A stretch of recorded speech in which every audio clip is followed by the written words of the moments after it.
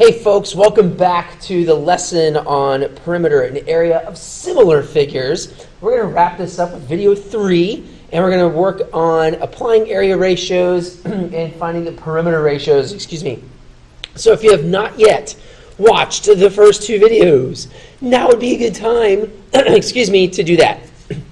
So let's do a quick recap, shall we?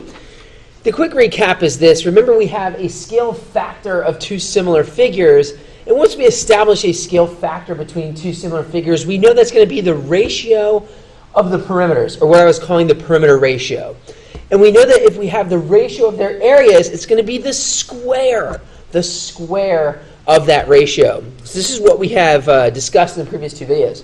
We have a scale factor of the 2 figures, we have a perimeter ratio, and an area ratio. The perimeter ratio is the same as the scale factor. The area ratio is the square of that factor. And so now what we're going to do is use that information in a couple of examples.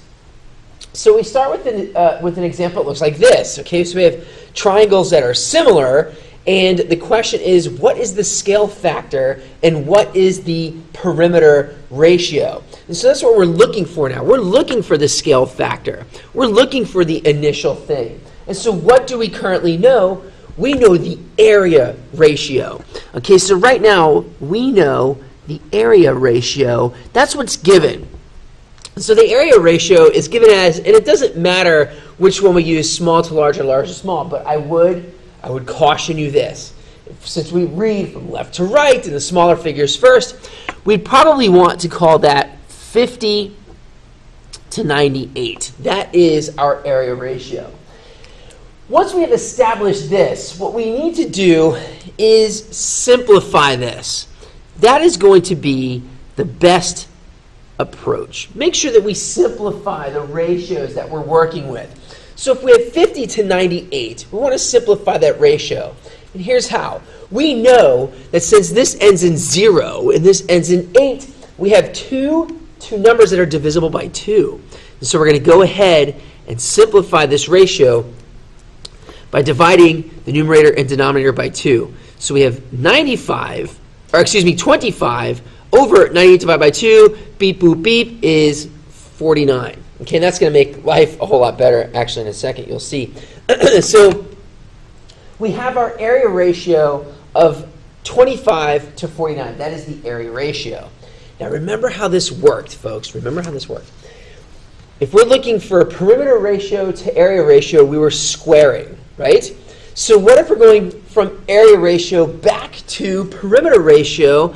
That means we would have to use the square root. So that is a huge note. If we're going in the other direction, remember from one direction to the next, we're squaring. And so if we're going to go from area ratio to perimeter ratio, we're going to take the square root. That is huge to understand. So make sure that made sense to you, because that's about what we're to do here.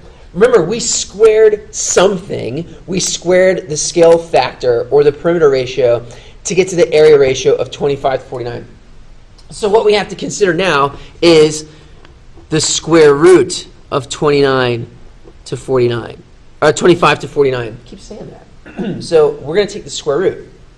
So that, of course, leaves us with the square root of 25 being 5, and the square root of 49 being 7, which means we have found our perimeter ratio. Okay, and if we found the perimeter ratio, we also know the scale factor. So it's the same thing. So perimeter ratio / scale factor. Now, before I circle this answer, I want to remind you of how we normally write ratios of things. Okay, so will we leave it as a fraction 5 to 7? We totally can. We can do that.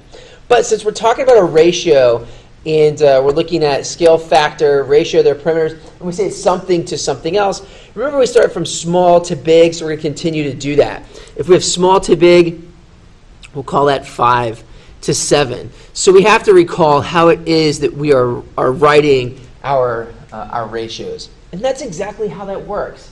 Okay, so like I said, if you didn't watch the first 2 videos, this is completely useless to you. So make sure that you've seen the first 2. Let's do another example. This one's a little bit trickier with numbers. So we have here the areas of two similar rectangles are 1,875 square feet and 135 square feet. What's the ratio of their perimeters? So we have our given ratios, and we want to know the perimeter ratio. So we have our area ratio, just like we did in the first example. We have an area ratio is what was given, and the area ratio is given as the larger to the smaller. So we're going to leave that. Okay, so we're going to leave 1875 to 135. We're going to leave that larger to smaller ratio. Now what we're going to do is simplify. Simplify. Okay. And so this is the plan of action, right? So this is going to be an interesting simplification process. Both these numbers end in 5, correct? So we know they are both divisible by 5. And so what we're going to figure out is, well, what is 1,875 divided by 5? So we punch that in, and we figure out, well, that's 375. Okay, fair enough, fair enough. The denominator is 135 divided by 5, so 135 divided by 5 will result in 27. Now we may think we are done here, but let's talk about a thing. 27 we know. 27 is 3 times 9, correct? I hope that's correct. 375, though, we know that's divisible by 5, but wait, why would we want to see if this is divisible by 5 when we're trying to think about 3 and 9? So the question we should wonder, is this divisible by 3 or 9? Right? So that's what we want to figure out. Can we divide this by 3 or 9? And it turns out the answer is we can divide that by 3, and here's how I know. 3 plus 7 is 10. 10 plus 5 is 15. 15 is divisible by 3. Therefore, the whole thing is divisible by 3. So what we can do to simplify this is divide both numerator and denominator by 3. That's a neat trick. So what we didn't know originally is that we can divide both the numerator and denominator by 15 originally. But that's just a neat trick for you to know.